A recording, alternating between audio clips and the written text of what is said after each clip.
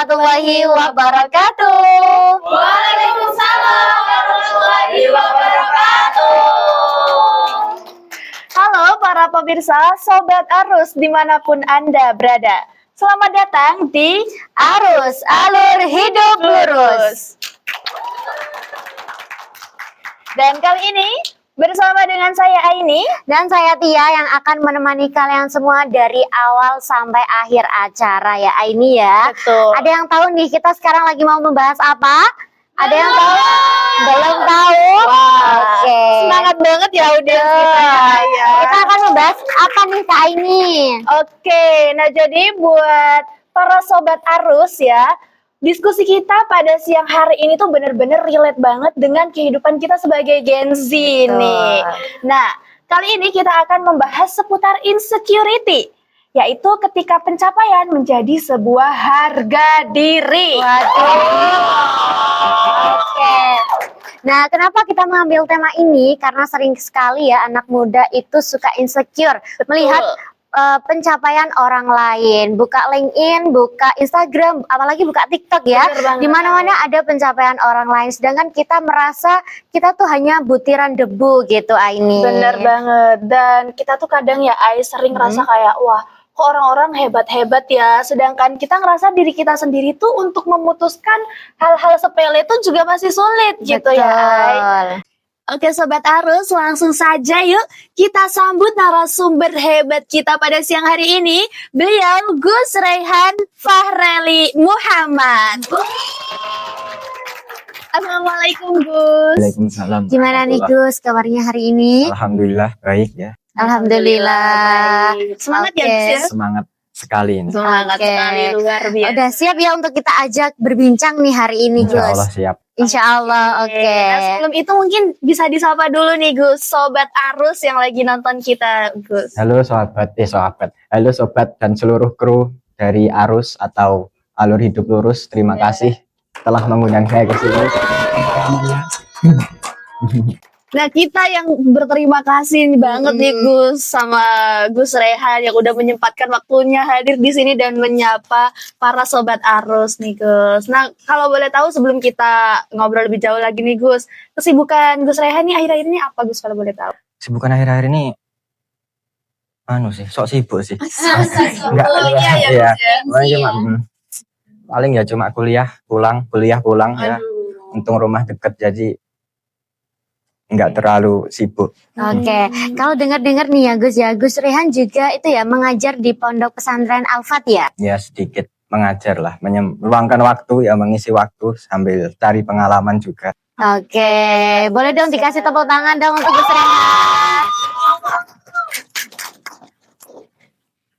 Nah, oke nih teman-teman semuanya nih. Kita kan sudah kenalan nih ya sama Gus Raihan. Kita bakal membahas tentang insecurity nih. Dimana ketika kita melihat teman-teman kita yang sudah mencapai goalsnya, sedangkan kita belum dan kita merasa insecure.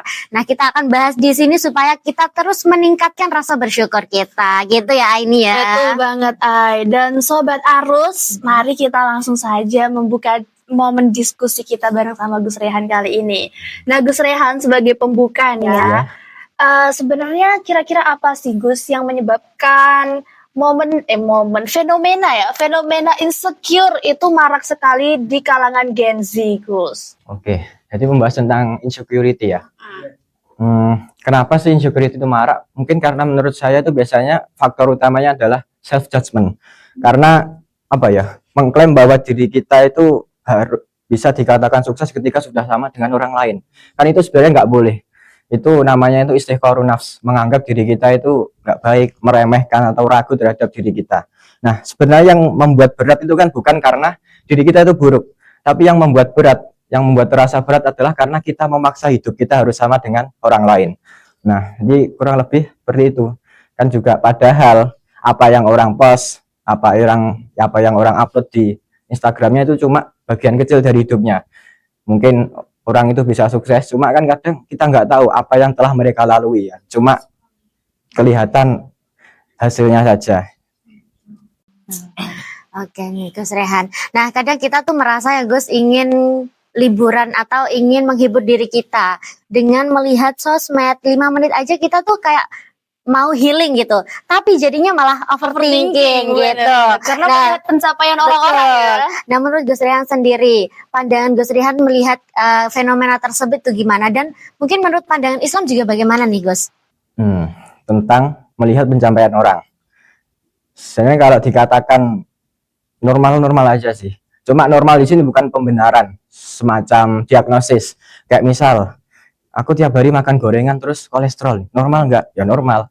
Terus apakah harus berhenti nggak makan sama sekali? Ya nggak juga, tapi harus diatur. Kurang lebih sama kayak kita main sosmed nih. Apakah normal kalau kita overthinking lihat pencapaian orang lah, story orang, normal apa enggak? Ya normal. Tapi ya itu nggak dibenarkan karena memang kurang baik. Sebenarnya karena sebenarnya kita itu selamanya nggak akan bisa mengontrol apa yang akan orang posting. Cuma yang selamanya bisa kita atur adalah cara pandang kita melihat atau memahami postingan orang. Karena kan memang dikatakan kan laisal insan mujbaron ala ma yas'urubih wa inama huwa mukhayyirun fi kaifiyat istijabatihi ala ma yas'urubih. Jadi manusia itu tidak terpaksa asal mula memahami sesuatu itu tidak terpaksa, tapi ya atas pikiran mereka sendiri bagaimana memahami orang, apakah lihat pencapaian orang itu dijadikan motivasi atau malah menjadi bahan insecure dan lain-lain. Sebenarnya tergantung cara pandang kita.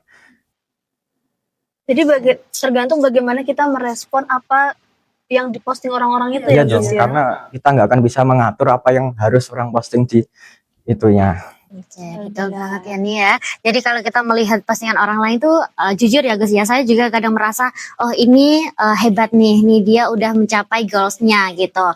Tapi saya juga kadang berpikir bahwa oh dia pastinya pontang-panting nih di balik ini, nggak mungkin lurus terus gitu. Benar ini. banget. Dan seharusnya kita sebagai Gen Z ya, sebagai audiens yang bijak, seharusnya ketika melihat postingan-postingan seperti itu justru menjadi apa ya? Menjadi Motivasi ya. betul untuk kita juga bisa lebih baik lagi gitu ya Ayah. Nah, kita ngomongin soal quarter life crisis nih Gus. Ini kan juga marak juga di kalangan Gen Z ya Gus ya. Dimana kadang kita sebagai anak muda tuh kayak nggak percaya diri, terus juga bingung gitu ya dengan pilihan hidup kita. Bahkan juga kita nggak percaya sama takdir Allah mungkin gitu ya. Sampai di titik meragukan takdir Allah gitu ya Gus ya.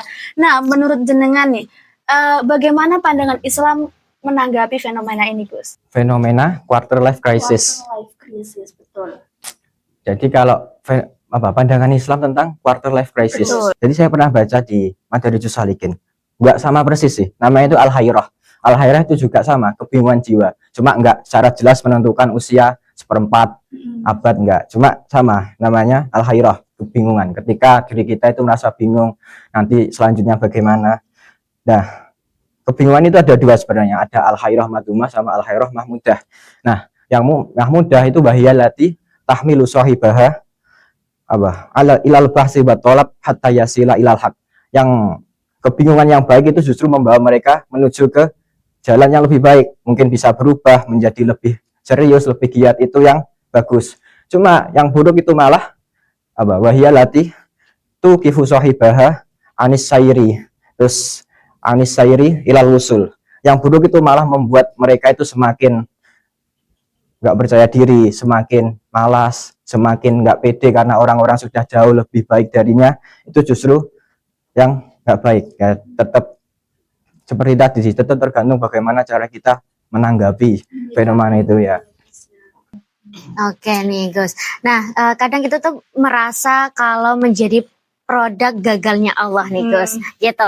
Supaya gimana sih Gus caranya supaya kita tuh tidak mengklaim bahwa timeline kita tuh udah habis nih di masa muda gitu.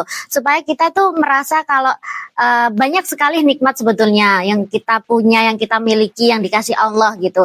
Tidak hanya masalah tentang ini ya pencapaian gitu loh Gus. Gimana caranya biar kita tidak ngerasa seperti itu Gus? Merasa produk gagal. Iya, Produk gagal apa ini? Produk gagalnya Allah karena ngerasa dirinya kenapa kok aku nggak kayak orang lain, betul. hebat di umur segini orang lain udah punya kerjaan mapan, udah punya pasangan gitu, udah punya segala hal yang diinginkan gitu, sedangkan aku masih gini-gini aja gitu kan. Ini agak bahaya ya pemikirannya. Iya. Kalau insecure tadi kan cuma meremehkan diri. Bah, ini sudah Masalah meremehkan, meremehkan Allah, na'udzubillah sudah ya. kayak pola pikir orang kafir ya. Waduh, Juga dijelaskan juga kan di Quran itu kan, fa'amal insanu idza mabtalahu rabbuhu fa'akramahu wa na'amahu. Jadi ketika orang-orang itu diberi ujian, lalu diberikan nikmat, diberikan kemuliaan, fayaqulu rabbi akraman. Mereka langsung memvonis, wah Tuhan ini baik, Tuhan ini telah memuliakanku. Tapi kebalikannya, wa amma idza mabtalahu faqadara alaihi rizqahu, ketika kok dia habis diuji malah dibatasi rezekinya, enggak diberikan kenikmatan, enggak diberikan kesuksesan, langsung fayaqulu rabbi ahanan. Langsung memvonis, wah Tuhan ini telah membuatku hina, Tuhan ini jahat. Nah itu sebenarnya nggak boleh. Nah, terus tadi apa tambahannya? Pertanyaannya produk gagal. Terus selanjutnya Agar kita tidak merasa kayak insecure, berlebihan, dan kayak harus melihat nikmat-nikmat Allah yang lain. Gimana nih Gus? insecure ini yang dijadikan patokan kan kan pencapaian orang kan. betul. Sebenarnya nggak bisa ya. Pertama, karena orang-orang itu punya porsi sendiri-sendiri. Karena juga manusia itu diciptakan ada profesinya sendiri-sendiri, ada bidangnya sendiri-sendiri biar dunia ini seimbang. Kalau misal semua kok berhasil sukses punya perusahaan, nanti yang kerja siapa? Kalau semua kerja nanti beli makanan yang nggak ada penjual itu siapa? Penjual juga nggak ada petani, beli bahannya itu dari mana? Nah, jadi pertama pencapaian atau karir seseorang itu nggak sama. Terus kedua dari segi umur juga itu nggak bisa disamakan. Kayak misal ada beberapa ulama, contoh kayak Imam Syafi'i, beliau itu umur 7 tahun sudah hafal Quran. Terus umur 10 berhasil udah hafal kitab Al-Muwatta punya Imam Ibnu Malik. Terus bahkan di umur 15 beliau itu sudah dipercaya untuk memberikan fatwa seputar hukum-hukum fikih di umur 15. Jadi di umur 20 beliau sudah matang. Cuma juga ada yang misal kayak Imam Bukhari, beliau memang mulai menulis kitab itu di umur 16. Cuma selesainya itu di umur 16, butuh waktu 16 tahun untuk menyelesaikannya. Jadi sekitar 30-an, 32 sampai 34. Bahkan ada lagi Imam Ghazali yang baru menyelesaikan Ihya itu 40 lebih. Jadi kalau katakan kita menstandarisasi harus berhasil di umur 25, ya kita nggak menemukan imam-imam yang baru atau ulama-ulama yang baru berhasil di umur yang lebih dari itu. Jadi nggak bisa disamakan karena ya semua ada waktunya sendiri. Karena juga walikuli umatin ajalin, fa idza jaa ajaluhum fa idza jaa ajaluhum la yastakhiruna sa'atan wala yastaqdimun. Jadi ketika ajal seseorang itu sudah tiba, kita nggak bisa mengakhirkan, nggak bisa mendahulukan. Dan beberapa mufasir menafsiri ajal ini bukan hanya tentang kematian, tapi juga apapun yang telah dipastikan oleh Allah, entah itu karir, entah itu jodoh dan lain-lain. Jadi pasti ada waktunya kok selama kita ini mau berusaha, mau ikhtiar dan juga berdoa. Oke, jadi kembali waduh. lagi setiap orang itu punya timelinenya Betul. masing-masing gitu ya Gus Punya ya. porsinya Tinggal tugas masing-masing kita ya. ya ikhtiar, doa gitu, Betul. Sobat Arus. Waduh, oke, banyak sekali ya ini ya ilmu yang kita dapatkan ya Benar ini ya. banget. Oke. Nah, selain itu nih Gus, kan kita tadi udah ngomongin soal insecure gitu kan, kayak kita meragukan diri kita sendiri, apalagi kalau kita udah mengalami kegagalan gitu ya Gus ya, kayak ngerasa, aduh kok aku nggak bisa sih gitu, padahal aku udah usaha banget gitu, tapi kok nggak dikabulin sama Allah gitu kan. Nah, ada nggak sih Gus kayak grow mindset versi Islami gitu Gus? Jadi gimana caranya kita tuh tetap punya ambisi, tetap punya kayak semangat, spirit untuk bisa bangkit lagi ketika kita sudah menemui sebuah kegagalan gitu Gus? Growth mindset ya. Versi Islamnya gitu. Ya ini juga main menarik karena mungkin kalau misal kalian tanya, oke tadi insecure, membandingkan diri itu nggak boleh. Nah terus bagaimana cara kita mengetahui diri kita itu telah berkembang kalau nggak ada perbandingannya? Jadi memang kita membandingkan itu boleh. Cuma kan sayangnya kan membandingkan itu tolak ukurnya internal, bukan eksternal. Karena juga kata Nabi kan mangkana yaumuhu khairan min amsi fahuwa rabih. Orang yang lebih baik dari hari kemarin itu orang-orang yang beruntung. Jadi Nabi itu nggak pernah berkata orang yang beruntung itu orang-orang yang lebih baik dari temannya, dari lingkungannya, dari tetangganya. Jadi yang dijadikan tolak ukur, yang dijadikan perbandingan adalah diri kita sendiri di masa lalu. Karena kalau kita yang dijadikan tolak ukur itu orang lain, nggak ada habisnya, nggak akan ada habisnya dan stuck. Contoh kayak misal kita ini hobi lari ya, pelari culture misal kan gitu. Misal kita pace kita itu di 6, 7 gitu. Kalau kita tolak ukurnya orang lain ya kita stuck. Misal wah orang-orang udah bisa PS4 PS5 jadi minder, gak semangat, atau malah kita yang paling cepat, orang-orang masih lambat jadi udah merasa cukup. Nah, harusnya yang dijadikan tolak ukur itu adalah internal diri kita sendiri di waktu sebelumnya. Oh, kemarin paling lama, paling jauh baru 10 kilo, ditambahilah sedikit-sedikit. Nah, dengan itu, dengan yang kita jadikan tolak ukur diri kita sendiri, maka akan konsisten, akan berkembang terus. Karena kalau menuruti orang lain ya nggak akan ada habisnya. Kira-kira ya growth mindset seperti itu sih yang ada di dalam Islam. Oke, waduh, luar biasa sekali. Jadi kalau kita masih di bawah jangan terlalu melihat ke atas. Kalau kita sudah di atas jangan melihat ke bawah gitu ya Gus ya. Kira-kira seperti itu. Oke, waduh. Nah, Gus Rehan sendiri ini pernah nggak sih overthinking nih Gus? Kalau malam-malam gitu? Sekarang sih jujur nggak pernah. Mungkin dulu, mungkin waktu di pondok ya. Cuma dulu waktu di pondok juga kayak overthinking, wah ini teman-teman udah pada di PTN lah, bahkan udah ada yang keluar negeri lah, saya kok masih di pondok nggak jelas. Tapi mau overthinking gitu juga ternyata banyak yang lebih tua, jauh lebih tua di pondok juga bingung gitu. Betul. Oke. Nah, jadi terbukti ya bahwa setiap orang Iya. punya nilainya sendiri-sendiri gitu ya. Nah, Gus nih, tadi kan Gus pernah merasa overthinking gitu ya. Gimana nih sih tips yang Gus lakukan ketika menghilangkan perasaan-perasaan atau pikiran overthinking itu, Gus? Tipsnya ya itu, bahwa kalau itu kan, kalau kata Nabi kan, unzuru ilaman huwa asfala minkum wala tanzuru ilaman huwa fauqakum. Jadi untuk masalah-masalah dunia, entah pencapaian apapun itu, lihatlah orang-orang yang masih ada di bawah. Kalau lihat ke atas ya kayak tadi bakal nggak ada habisnya. Mungkin itu bukan untuk merasa superior ya, lihat ke bawah. Cuma ya lebih ke untuk mereset perspektif. Jadi kalau kita mau merasa kurang itu, kita lihat juga ternyata juga banyak orang yang pengen sekedar kuliah aja nggak bisa, pengen sekedar mondok aja nggak bisa. Ya, jadi ya tetap nggak akan ada habisnya jika kita mengikuti standar orang lain, ya kan?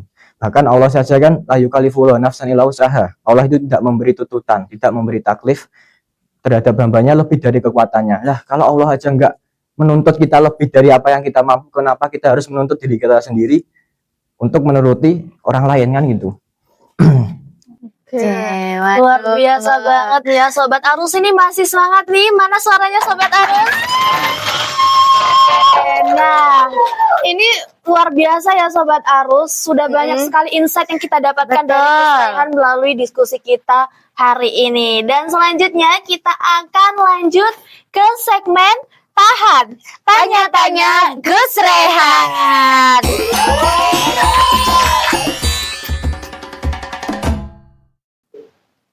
Oke nih, luar biasa sekali nih Aini ya. Tadi udah banyak sekali pemaparan dari Gus Rehan. Saya sendiri nih udah merasa kayak oh seperti itu ya harusnya menyikapi gitu nih Aini. Betul. Nah, untuk teman-teman audien ya yang ada di sini, ada di studio ya, kita membuka 3 pertanyaan nih untuk teman-teman semua. Silakan nanti kalau mau bertanya angkat tangan dan nanti bakal langsung dijawab oleh Gus Rehan gitu. Oke, nah teman-teman, ada Mbak Salvia di sana. Monggo Mbak Salvia. Baik, terima kasih udah dikasih kesempatan bertanya. Assalamualaikum warahmatullahi wabarakatuh. Waalaikumsalam warahmatullahi wabarakatuh. Tanya dong Gus, Boleh dong. mohon izin bertanya, bagaimana cara memantapkan hati untuk tetap tidak insecure dan overthinking? Kemudian, dan bagaimana menyikapi orang-orang yang membuat kita overthinking, tidak nyaman dengan perkataan atau perilakunya, sedangkan orang tersebut tidak merasa berbuat kesalahan pada kita. Terima kasih. Oke, luar biasa pertanyaan Mbak Salvia ini relate banget gak sih buat kita para Gen Z, dan kayaknya setiap orang pernah ngalamin hal ini gak sih? Betul. Nah, jadi gimana nih Gus Gimana Rehan, nih, tanggapan Gus? Gus Rehan terkait persoalan dari Mbak Salvia tadi? Pertama, biar enggak overthinking dan Betul. insecure. Kalau terkait itu ya mirip sih, masih sama seperti yang kita bahas sebelumnya. Mungkin yang pertama juga kita harus sadar ya kan, bahwa sebenarnya juga banyak orang yang berharap bisa di posisi kita. Terus juga yang kedua, jangan jadikan orang lain ini standar sukses bagi diri Anda sendiri. Nah, karena kan kadang itu kan al-itiqadal al-fasidah itu tatasarrabu ilal qalbi minal adah. Kadang kan pemikiran-pemikiran atau doktrin-doktrin yang buruk itu timbul karena kebiasaan. Misal kita sering lihat di FYP story orang bahwa kalau belum punya uang segini belum sukses, belum gini belum sukses. Nah, itu asalnya cuma lewat-lewat. Cuma lama-lama itu menjadi mengeras jadi sebuah keyakinan. Jadi standar ya, Gus, padahal ya? nggak seperti itu kan. Jadi ya nggak usah menjadikan standar yang ada di medsos ini sebagai syarat untuk bisa dikatakan sukses lah atau berhasil. Terus terkait orang-orang yang membuat insecure itu ya, terus saya bingung nanggapnya gimana. Cuma ya udah. Orang kayak gitu juga pasti ada. Jadi ya mungkin biarkan, mending kita fokus ke diri kita ya, muhasabah. Karena perbandingan yang baik itu perbandingan dengan diri kita sendiri. Dan pasti di setiap innamal usri yusra, karena pasti di setiap kesusahan itu ada kemudahan. Nah, berbicara tentang ayat ini ya, innamal usri yusron. Saya pernah membaca redaksi yang menarik di Tafsir Ibnu Katsir. Jadi kalau dimaknai secara tekstualis itu kan di setiap kesulitan ada kemudahan. Nah, ternyata itu enggak sesempit itu maknanya. Nah, beliau menjawab sih, kenapa kok di ayat itu yang al-usri itu pakai al, sedangkan yusronnya itu munakar, pakai tanwin. Jadi beliau berkata, al-usru mu'arrafun bi al fa wahid wal yusru munakarun fata'addad fala yaghliba usrun yusra ini. Jadi kalau Mbak tahu kan di nahwu itu ada yang namanya ma'rifat nakirah. Nah, ma'rifat itu tandai al. Kalau misal ma'rifat itu khusus ke satu orang, kayak misal kalau Nisaun itu perempuan semua termasuk ke golongan itu. Kalau Anissa itu saya khususkan satu orang, misal saya menunjuk Anda. Nah, jadi bisa diartikan dari ayat itu di setiap satu kesusahan, di setiap al-usr, satu kesusahan yang sudah kita ketahui itu pasti ada yusron. Ada jauh lebih banyak kemudahan-kemudahan yang belum kita ketahui. Jadi pada yang 5 usron yusra ini, di satu kesulitan itu nggak ada apa-apanya dibanding 2 atau lebih kemudahan yang pasti akan diberikan Allah. Dia mending fokus saja untuk berkembang, fokus untuk growth ya. Jadi pasti ada jalannya kok. Percaya saja. Oke, waduh, jawabannya luar biasa ya. Luar biasa. Nah, gimana Mbak Salvia tanggapannya dari jawaban Gus Rehan ini? Apakah sudah bisa menjawab kegundahan hati Mbak Salvia? Baik, terima kasih Gus Rehan sudah cukup menjawab bagi saya. Oke, terima kasih Mbak Salvia. Oke, Sobat Arus masih semangat ya? Mana suaranya? Nah, kayaknya selain Mbak Salvia masih ada yang ingin mengutarakan isi hatinya ya, Ayah. Betul. Boleh satu pertanyaan lagi ya?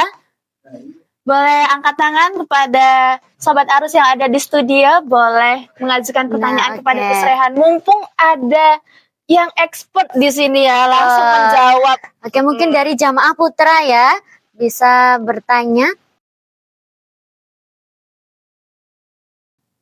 Oke, silahkan nih ya Kak Suhel. Oke, silakan Kak Suhel. Assalamualaikum warahmatullahi wabarakatuh. Waalaikumsalam warahmatullahi wabarakatuh. Tanya dong Gus. Boleh dong. Jadi kan dari tadi kita bahas insecure nih. Nah, saya juga juga punya insecure. Tapi saya udah usaha untuk menutupi insecure saya dengan ya pokoknya udah usaha. Nah, di dalam usaha saya kan pernah dengar bahwa ada hadis yang berbunyi ana inda dunya abadibi, bahwa Allah itu menurut prasangka hambanya. Nah, setiap usaha saya sudah berprasangka seperti itu. Tapi kenapa kok rasanya usaha saya ini kayak berat dan gak ada kemajuan? Oke. Cukup masuk ya? Oke. Wah, luar biasa. Bisa tepuk tangan dong teman-teman. Betul. Jadi kayak menanggapi hadis tersebut ya kan, aku udah husnuzon nih sama Allah, tapi kok tetap nggak berhasil apa yang aku inginin gitu ya Mas Suhel ya? Betul ya? Oke, gimana nih Gus? Jadi bisa dibilang sudah berdoa dan juga effort gitu. Tapi kok kelihatan nggak ada hasilnya. Gitu. Oke, jadi pertama sebelumnya juga al-asbab itu la tujibul musababat bidatiha bal biidznillah wa takdirillah. Usaha ya kan itu enggak mewajibkan untuk menghasilkan apa yang kita inginkan dengan usaha itu sendiri, tapi juga bal biidznillah wa takdirillah, cuma dibarengi dengan izin Allah dan takdir Allah. Terus juga selain itu udah usaha Karena doa itu nggak selamanya dikabulkan dalam bentuk sesuai apa yang kita minta. Jadi kalau sesuai hadis kan ada 3, antara dikabulkan, diganti dengan pahala yang lebih banyak nanti di akhirat, atau malah dijauhkan dari musibah yang setimpal dengan apa yang kamu minta. Jadi kan bisa dibilang mungkin wah kok nggak wujud, tapi juga bisa jadi sebenarnya ada musibah yang kita diselamatkan dari musibah itu oleh Allah mungkin.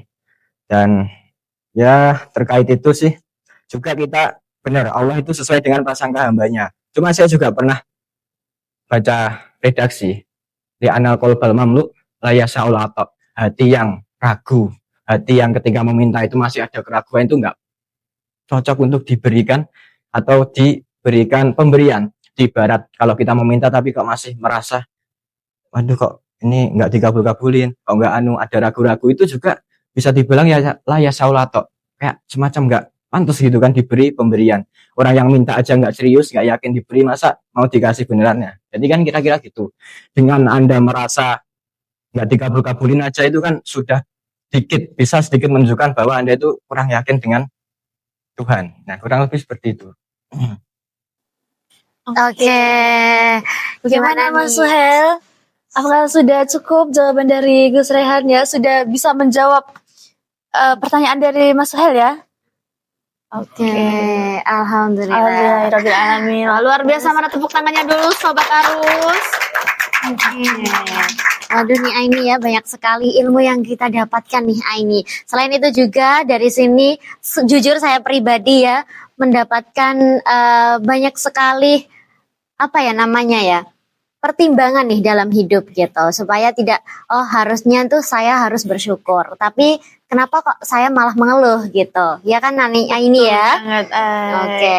Dan Sobat Arus ya, diskusi kita hari ini tuh benar-benar berdaging banget ya. Betul. Dan kita ngerasa kayak relate banget gak sih ya kan dengan semua fenomena yang pasti kita masing-masing itu juga merasakan ya Sobat Arus ya. Nah Betul. dan tentunya terima kasih ya kepada Gus Rehan yang sudah memberikan insight yang luar biasa kepada kita semua. Mana tepuk tangannya buat Gus Rehan, luar biasa. Dan tentunya ya Sobat Arus, insecure itu manusiawi, betul ya Gus Rehan ya. Tapi jangan lupa kalau kita ini tuh karya terbaiknya Allah. Waduh, betul sekali. Oke. Standar sukses itu bukan omongan manusia ya teman-teman, tapi kata Allah yang ada dalam Al-Quran itu. Jadi setiap manusia itu punya kapasitasnya masing-masing. Kalau kita dikasihnya gelas, kita mau minta seember, pasti bakal tumpah-tumpah gitu. Ya ini ya. Kapasitas ya. Betul. Oke nih Aini, nggak kerasa ya udah di penghujung acara nih Betul kita. banget. Nah sebelum kita tutup nih Ai, dari Gus Rehan ini mungkin ada apa ya, motivasi lah untuk para Sobat Arus ya, baik yang ada di studio hari ini ataupun yang sedang nonton kita di balik layar kaca nih Gus. Ya mungkin singkat saja ya pesan terakhir tentang apa dari semua yang kita bahas tadi tentang insecurity. Jadi mungkin pesannya adalah makanalaka sayaktika fi dofik wa malaisalaka antana lahu fi kuwatik. Jadi kalau memang sesuatu itu sudah ditakdirkan untuk Anda, maka itu pasti akan datang walaupun di kondisi kita itu sedang di kondisi yang hancur-hancurnya, bahkan di kondisi yang nggak mungkin untuk bisa sukses.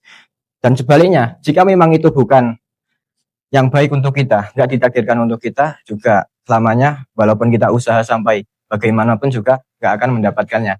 Dan Allah pun pasti tahu yang terbaik bagi hambanya. Oke, luar biasa, mana tepuk tangan lagi dong.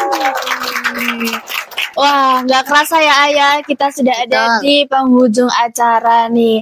Terima kasih banyak kami ucapkan kepada Gus Rehan ya yang sudah menyempatkan waktunya untuk hadir ke sini, kemudian juga sudah mau Berikan sharing ilmunya ya kepada Sobat Arus ya. Terima kasih banyak Gus Rehan. Dan juga tentunya terima kasih kepada Sobat Arus yang sudah hadir di studio hari ini ya.